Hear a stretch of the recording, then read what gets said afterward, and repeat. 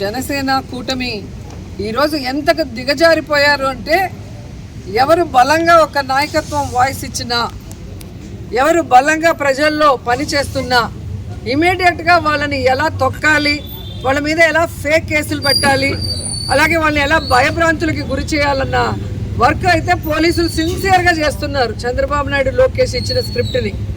ఈరోజు నగిరి విషయానికి వస్తే, ఇక్కడున్న ఎమ్మెల్యే గాలిలో గెలిచిన గాలిగాడు. కరోనాలో ప్రజలతో లేడు, ప్రజల్ని పట్టించుకోలేదు, ప్రజలకు ఒక చిన్న పని కూడా చేయలేదు. ఆ తర్వాత ఏ రోజు కూడా ప్రజలలో ఆయన లేడు. ఈవీఎంల మ్యానిపులేషనో లేకపోతే గాల్లో గెలిచాడో ఆ దేవుడికి తెలియాలి. నగిరి నియోజకవర్గంలో గెలిచిన రోజు నుంచి ఈ రోజుటి వరకు ఒక్క అభివృద్ధి కార్యక్రమం చేశాడా? కేవలం దోచుకోవటం, దాచుకోవటం. ఈరోజు ఇసుకలో పట్టుబడ్డ వాళ్ళంతా తెలుగుదేశం పార్టీ వాళ్ళు, ఎమ్మెల్యే భానుప్రకాష్కి ముఖ్య అనుచరులు. నిజంగా ఈరోజు మీరు చూడాలి, ఇంత పెద్ద పెద్ద టిప్పర్లు ఇసుకని డంప్ చేసుకొని తమిళనాడుకి వెళ్తున్నాయి.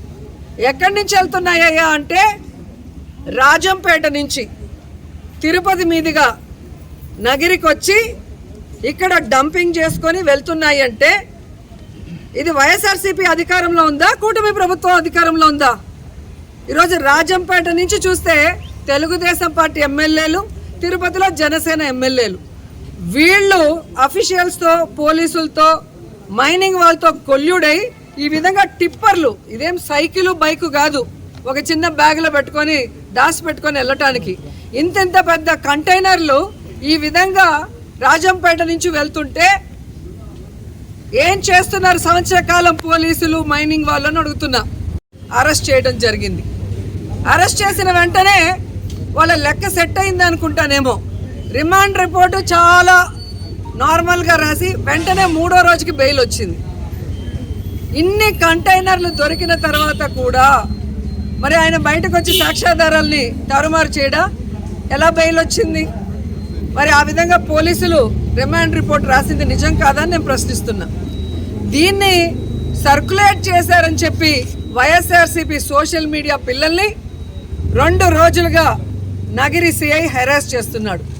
పిల్లల్ని తీసుకురావడం, వాళ్ళ ఫోన్లు లాక్కోవటం, వాళ్ళని కొట్టడం, బూతులు తిట్టడం. నేను ఒకటే అడుగుతున్నా, ఈరోజు సుప్రీంకోర్టు అలాగే హైకోర్టు క్లియర్ కట్గా ఇచ్చింది, సర్క్యులర్ ఇచ్చింది.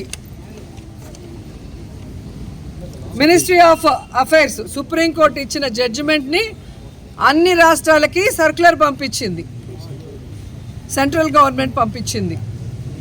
సుప్రీంకోర్టు క్లియర్గా చెప్పింది, సోషల్ మీడియాలో పోస్టింగ్స్కి లేదా ఈ టీవీ ఇంటర్వ్యూల్లో జరిగే వాటికి రిమాండ్కి పంపించేదానికి లేదు. ఇలా తప్పుడు కేసులు పెట్టి అరెస్టులు చేస్తే బాగుండదని క్లియర్గా ఇచ్చింది. అయినా ఇంకా అవే సెక్షన్లు పెట్టుకుంటూ ప్రజల్ని మోసం చేయడమే కాకుండా, ముఖ్యంగా నగరిలో అందరినీ పిలిచి వాళ్ళ ఫోన్లు లాక్కొని వాళ్ళని కొట్టి వాళ్ళని బెదిరించి వాళ్ళకి నచ్చిన పేర్లు రాయమని చెప్తున్నారు. ఈరోజు మీరే వైఎస్ఆర్సీపీ వాళ్ళని ఇరికిస్తున్నారు. ఒక తమిళనాడు వాడైనా, ఒక వైఎస్ఆర్సీపీ వాళ్ళైనా ఈ ప్రభుత్వం ఎలా సహకరిస్తుంది? ఒక పెన్షన్ ఇవ్వడానికే సహకరించడం లేదు, ఒక ఇల్లు ఇవ్వాలంటే సహకరించదు. ఏది వైఎస్ఆర్సీపీ వాళ్ళకి ఇవ్వకూడదని చెప్తుంటే మరి ఏ విధంగా ఇది జరుగుతుంది? పైనుంచి ప్రెషర్ చేశారు అంటారు. ఇది ఒక డైలాగ్ అఫీషియల్స్ అందరికీ కూడా. నేను అఫీషియల్స్కి చెప్తున్నాను అండ్ భానుప్రకాష్కి కూడా చెప్తున్నాను, నీకు నోరు రోజు రోజుకి పెరిగిపోతుంది. నిన్నలా మొన్న మీరు మాట్లాడిన దాని మీద ఇప్పుడు నేను కేసు ఇవ్వబోతున్నాను, అలాగే డెఫర్మేషన్ సూట్ కూడా వేయబోతున్నాను.